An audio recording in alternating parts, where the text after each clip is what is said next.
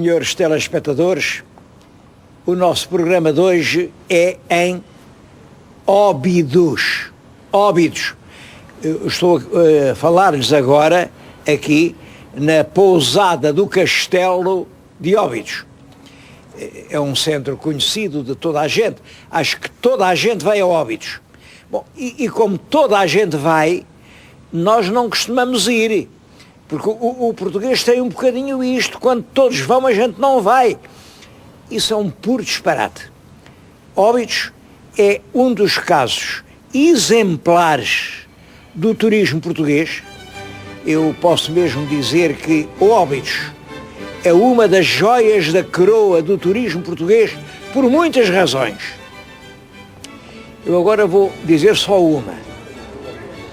Passam aqui por ano 2,5 milhões de turistas. 2,5 milhões e mais da metade não são portugueses. Quer dizer, temos aqui um ponto que por um conjunto de circunstâncias várias, uma delas é a localização geográfica. Quem vai de Lisboa ao Porto passa aqui muito perto. Bom, em suma, 2,5 milhões é um número que não se encontra em mais parte nenhuma. Nós temos aqui uma montra onde podíamos mostrar, afinal, o que é Portugal. E não mostramos. Foi isso que me trouxe hoje a Óbidos, para lhes falar de Óbidos, do que Óbidos foi, do que Óbidos é e do que Óbidos no futuro poderá vir a ser.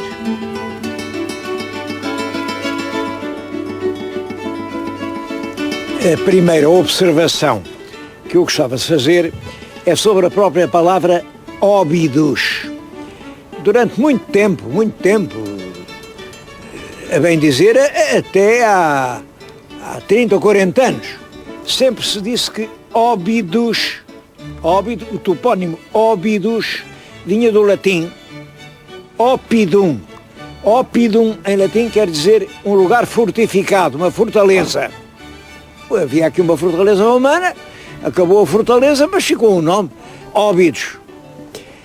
Depois aparece um grande filólogo, um homem que merece todo o respeito, realmente, Gonçalves Viana. Gonçalves Viana é um homem extremamente rigoroso e merece, portanto, todo o respeito. Mas é Gonçalves Viana quem vem dizer, não, por mais tentador que isso seja, parece mesmo que é, não é? Parece mesmo. Óbidos. Mas não é. Tenham paciência, mas não é. Não é porquê? Porque Oppidum, em latim, Oppidum, escrevia-se com 2 P's. Oppidum. 2 P's. Ora, a consoante dobrada, reforçada em latim, não pode dar nas línguas românicas o B, ou B. Não pode dar o B. Isso acontece quando a consoante está entre 2 vogais.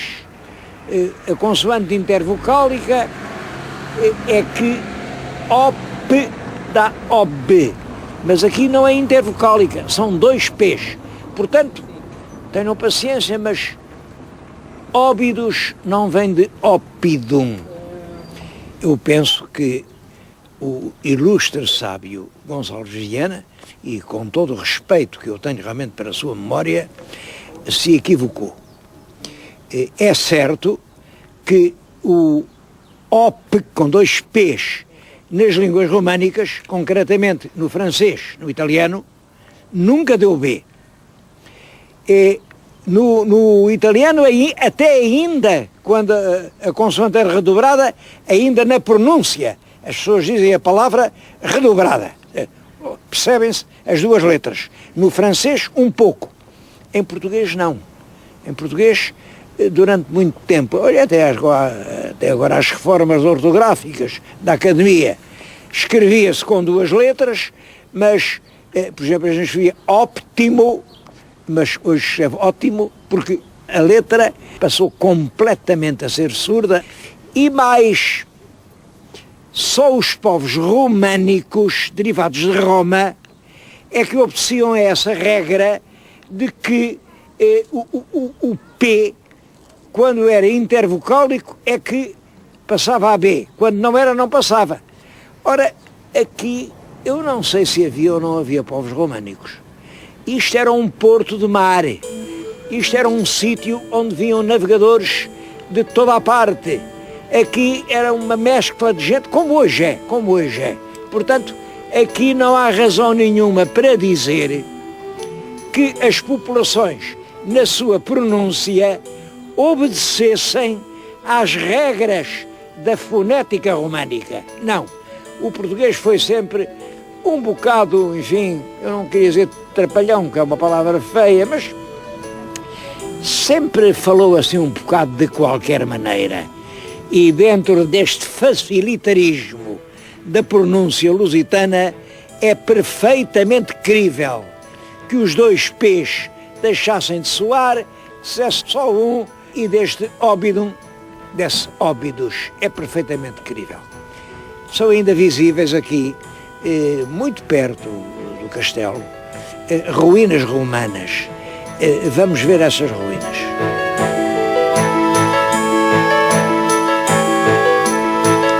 Quando aqui há alguns anos andavam a construir a A8, ao fazerem uma ponte, uns grandes pilares, os pilares, claro, precisam de um grande alicerce, estavam a escavar o alicerce e, em vez de terra, apareceram paredes. Bom, como isto é uma zona protegida, foram ver que paredes eram aquelas, as paredes continuavam e descobriu-se então que havia aqui uma importante cidade romana. Eu estou-lhes a falar junto de uma parte, quase tudo isto foi escavado, explorado, descoberto, mas é claro, está outra vez tapado para não ser destruído. Esta parte ainda é visível, com grandes termas, com edifícios públicos de grande importância.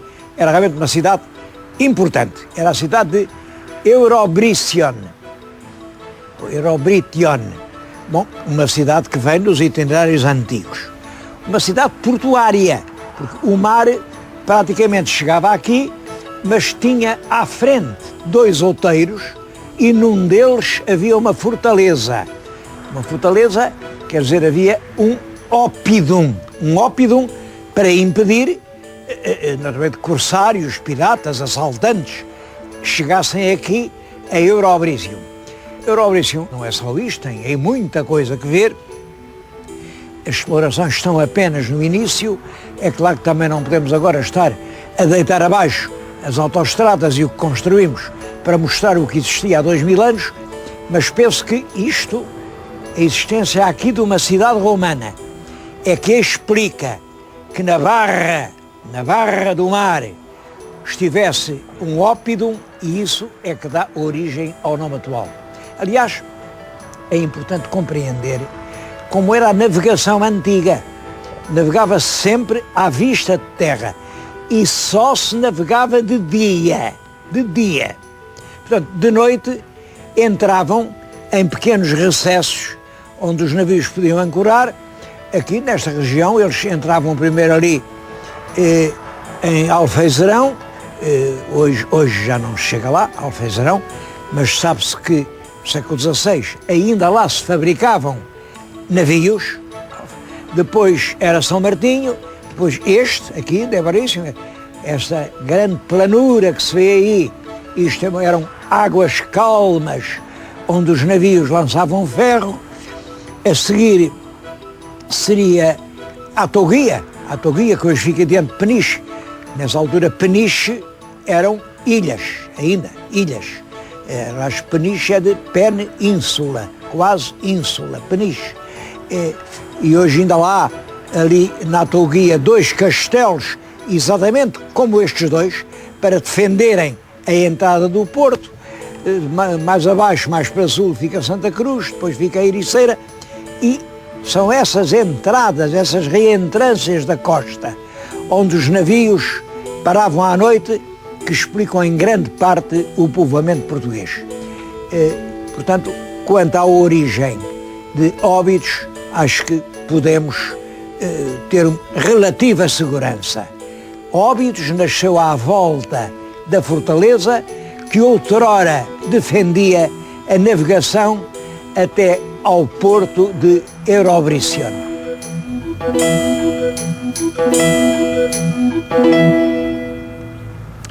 Agora estamos na parte mais antiga do castelo. Olhem, é possível que estas muralhas fossem do próprio Oppidum romano e continuamos a ver Eurobricium. Vejam ao longe aquela zona ali assim mais descampada, são as escavações. Escavações de uma pequena parte, porque nem um quinto da cidade foi posta a descoberto. Bom, e daqui vê-se perfeitamente que o mar fazia aqui uma espécie de concha que devia ser muito semelhante à de São Martinho do Porto. Fazia aqui uma garganta entre estes dois montes, entrava aqui e os navios podiam vir até além. Claro, à medida em que isto vai sendo assoreado, a praia vai descendo. Hoje, o último vestígio é a Lagoa de Óbidos, que fica, aliás, a 2 passos daqui. Isto, no tempo dos mouros, foi terra importante. O Dom Afonso Henriques conquista isto. O rei Dom Sancho, sabe-se que viveu aqui bastante tempo. No tempo do rei Dom Sancho havia aqui até uma gafaria. Uma gafaria quer dizer uma terra onde podiam viver as pessoas com a doença da lepra. A lepra era uma doença horrorosa, toda a gente fugia. Os leprosos eram obrigados a andar com campainhas, tocavam, lá vem o leproso. Bom, mas aqui eles podiam viver.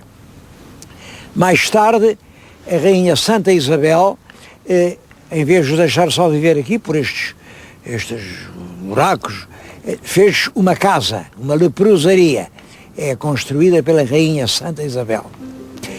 Nessa altura, Óbidos é realmente muito importante, porque é o centro de uma região muito vasta, que era não só o atual Concelho de Óbidos, como todo o atual Concelho das Caldas de Rainha, como todo o atual Concelho do Bom Barral. Tudo isto, até ao mar, uma região vastíssima, tinha aqui a sua cabeça, Óbidos.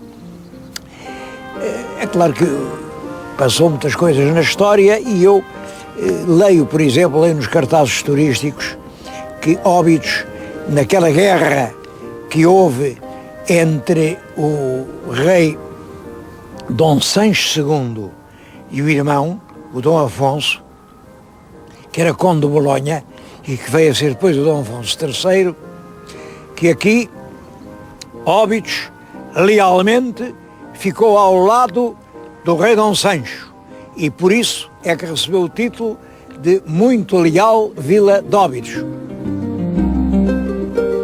É exatamente ao contrário. É exatamente ao contrário.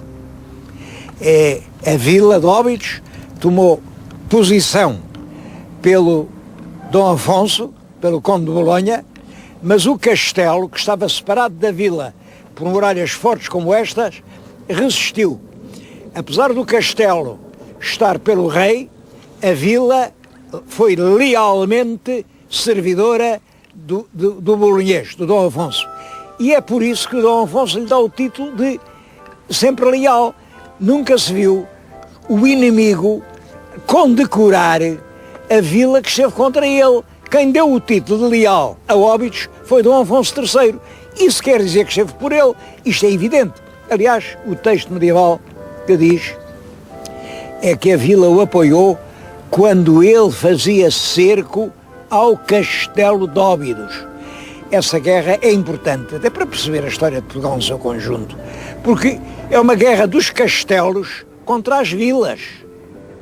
As vilas são do povo e, portanto, querem a mudança.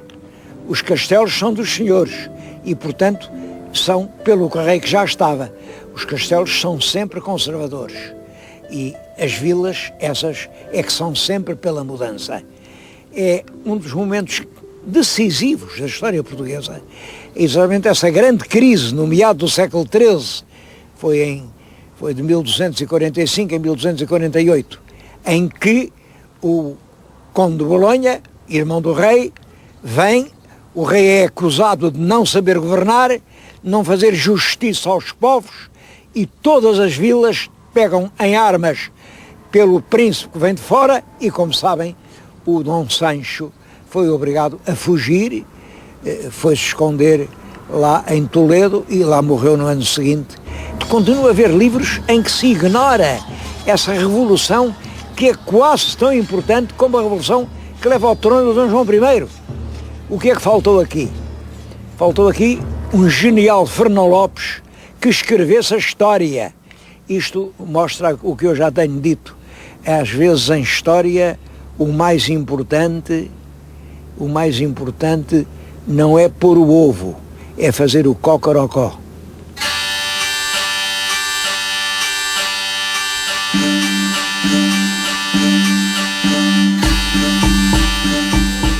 Óbidos era uma vila rica, era uma vila muito ativa e, em certo sentido, era considerada uma vila nobre, porque era a vila das rainhas. As rainhas tinham sempre um dote, que fazia parte de algumas povoações, e Óbidos fez sempre parte do dote das rainhas. A primeira rainha que foi dona de Óbidos, que eu saiba, é a rainha Dona Urraca, que é a esposa do rei Dom Afonso II, Dom Afonso II o Gafo. Dona Urraca era dona de Óbidos. E depois, todas elas, está ligado à história, praticamente todas as rainhas portuguesas, até à Revolução Liberal. Costuma-se dizer que Óbidos decaiu por causa do terremoto. É uma explicação que se dá. E é verdade que o terremoto de 1755 fez grandes estragos em Óbidos. Bom, mas o terremoto fez estragos em toda a parte. Olhem, no Algarve, por exemplo, quase não ficou pedra sobre pedra. E as cidades refizeram-se rapidamente. Também se costuma dizer que não foi isso. Foi as Caldas da Rainha. Apareceram lá embaixo. As Caldas é muito perto daqui. Apareceram lá aquelas águas quentes, águas sulfurosas, águas medicinais. A Rainha mandou fazer ali um hospital termal para acudir aos pobres. E as pessoas, desde que a água era lá embaixo, foram todas embora. Também não é essa a explicação. É evidente que as vilas importantes não estavam dependentes das águas. A verdadeira machadada no progresso de Óbidos é outra, é de caráter político. É a implantação do liberalismo. Com o liberalismo, isto deixou de ser terra das rainhas. É certo que tinha havido estragos com o terremoto as rainhas deixaram de mandar fazer aqui obras. Os conventos, havia aqui conventos e colegiadas, tudo isso foi esvaziado e Óbidos pouco a pouco entra assim numa espécie de crepúsculo. Eu, quando era garoto, conheci isto não vinha-se aqui, não havia aqui viva alma. Eu, nessa altura, em garoto, vivia em Leiria. E o meu pai era reitor do Liceu de Leiria e era uma pessoa muito interessada pela arqueologia, pelas antiguidades. Começou-se a falar de Óbidos e eu vim aqui. Eu assisti até uma pessoa minha conhecida pintar uma aguarela sobre Óbidos como era naquela altura. Bom, como veem, a terra é a mesma. O que é uma terra sem vida? Bom, e a vida regressou com o turismo. Quando começam a vir pessoas que querem passear, veem que esta vila tinha um encanto extraordinário. Tinha muitos ângulos, cantos, recantos, lembranças ainda ogivais. Olha, tinha, por exemplo, esta igreja, a igreja de Santa Maria, que estava cheia de obras-primas, e a partir ali de 1930, que Óbidos volta a ser uma das grandes cabeças do turismo português. Eu falei-lhes na igreja de Santa Maria, é aqui que estão algumas obras-primas e não podemos sair daqui de Óbidos sem as ver. Quero-lhes falar em especial do túmulo de Dom João de Noronha e da pintura de Josefa de Óbidos.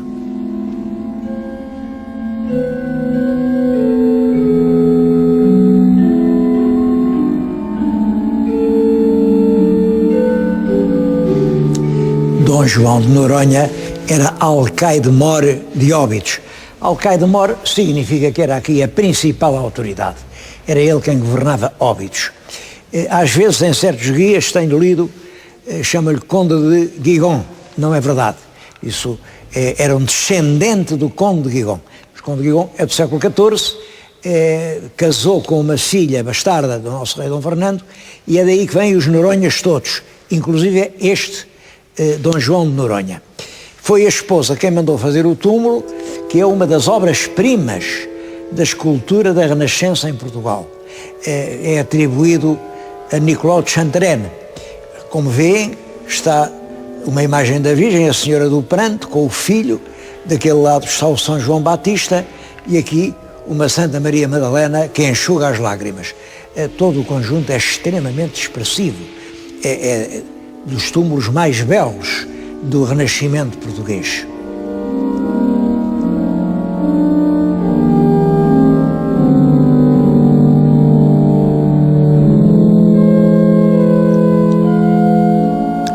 O outro monumento aqui de Santa Maria é este altar, que é toda a pintura é da mão da pintora Josefa de Óbidos. Ela assinava Josefa em Óbidos. É claro que não é assim uma daquelas grandes figuras da pintura universal, claro que não é, mas é uma pintura que tem intimidade, é uma pintura profundamente feminina, uma pintura enternecedora. Bom, e de qualquer maneira, nós no século XVII, que é os anos 600, não temos nas nossas artes outro nome maior, nem nas artes, nem praticamente em nenhum domínio. O único grande vulto português do século XVII é o Padre António Vieira, porque é um homem que dedica a sua vida à defesa dos direitos humanos dos indígenas brasileiros, não permitindo que eles sejam escravizados.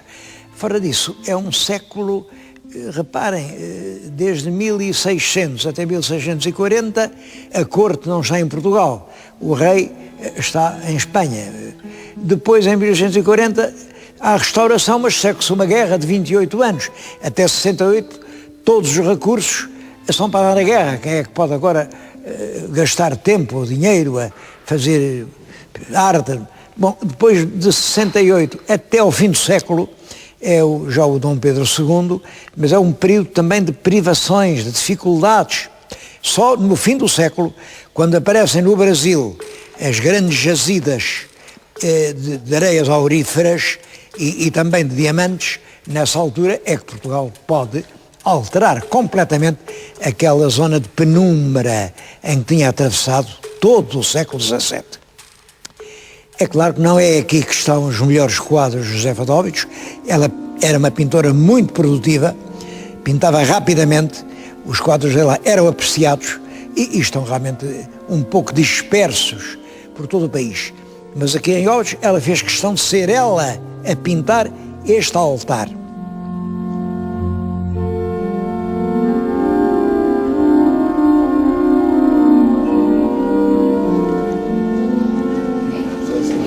Eu agora estou a falar-lhes na Rua Direita. A Rua Direita é, desde sempre, desde que há Óbidos, a principal rua de Óbidos. Bom, e como vem aqui muita gente, vem gente de todos os países, de todos os continentes, estas lojas todas são lojas de lembranças. Perguntei quantas lojas de lembranças há aqui na rua, ninguém sabia ao certo, mas disseram, há mais de 50. Bom, e essas mais de 50 lojas, o que vendem é artesanato. Bom, o problema do artesanato em Portugal é um problema complicado, porque, é claro, o artesanato dá uma ideia da cultura e do nível e do gosto de um país. O artesanato português tem coisas muito boas. É evidente que as colchas de Castelo Branco, os tapetes de arraiolos, os cristais das Caldas, as pratas, a ourivesaria, o filigrana, tudo isso são coisas de grande qualidade. O que é que não consideram isso artesanato? Isso já são indústrias artísticas. De maneira que o que se vende como artesanato é assim umas coisas da loiça, umas coisas, muitas delas nem são portuguesas, são chinesas. Bom, aqui em Óbidos surgiu uma forma curiosa, isso é engraçado, é bonito ver isso, uma forma curiosa de artesanato. Eu há momentos falei da pintora Josefa de Óbidos. Agora tenho que voltar a falar nela, porque foi ela que fez surgir um certo tipo de artesanato, que aliás é o único artesanato aqui nascido em Óbidos. Vale a pena ver.